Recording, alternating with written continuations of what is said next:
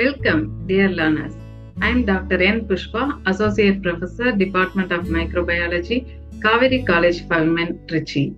Today we are going to see the topic structures of proteins. What are proteins? Proteins are made up of amino acids. These amino acids are linked together by peptide bonds. Peptide bond is formed between the amino group of one amino acid and the carboxyl group of another amino acid. Peptides are classified into dipeptide, which contains 2 amino acids, tripeptides, which contains 3 amino acids, oligopeptide, which contains less than 10 amino acids, and polypeptide, which contains more than 10 amino acids. All amino acids have N-terminal end and C-terminal end. Amino acids will give peptide and the peptides will make proteins.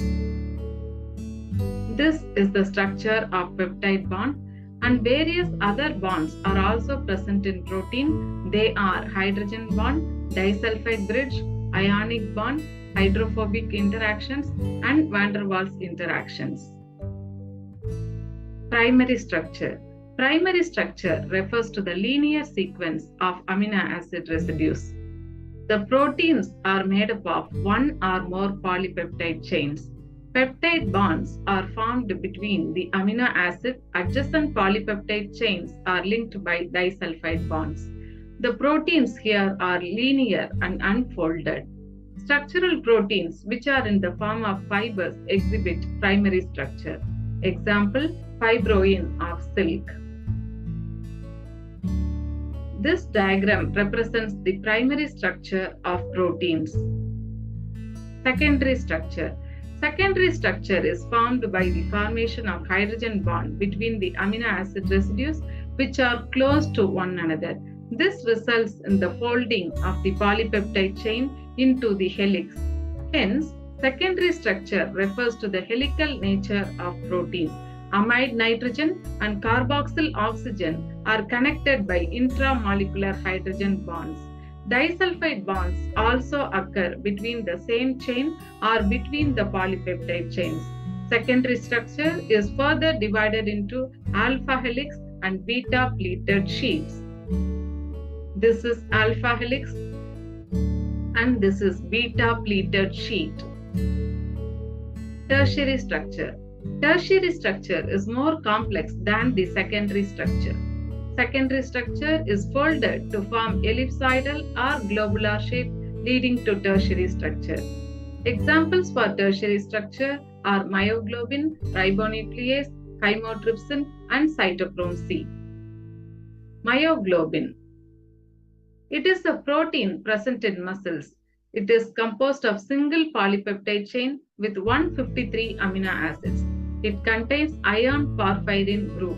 It contains 8 helical segments alternated by non-helical bends. Longest helical segment has 23 amino acids and the shortest segment has 7 amino acids. The helical segments are of alpha type and right-handed, and there is no beta structure. Quaternary structure. Quaternary structure is exhibited by proteins containing 2 or more polypeptide chains. It is the combination of primary, secondary, and tertiary structure. Examples: insulin made up of 2 polypeptide chains.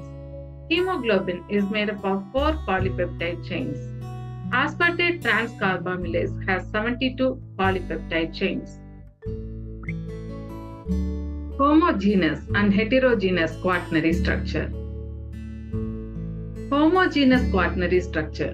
In homogeneous quaternary structure, all the polypeptide chains are identical. Example, phosphorylase and lactic acid dehydrogenase. Heterogeneous quaternary structure. In heterogeneous quaternary structure, the polypeptide chains are non-identical. Example, hemoglobin. It contains 2 identical alpha chains and 2 identical beta chains. Alpha chain has 141 amino acid residues and beta chain has 146 amino acid residues. Totally 574 amino acid residues are present. 2 pairs of chains are joined by ionic, hydrogen, and hydrophobic interactions. This diagram represents the quaternary structure of protein, example hemoglobin. With this, we come to the end of today's lecture on the structure of proteins. Thank you.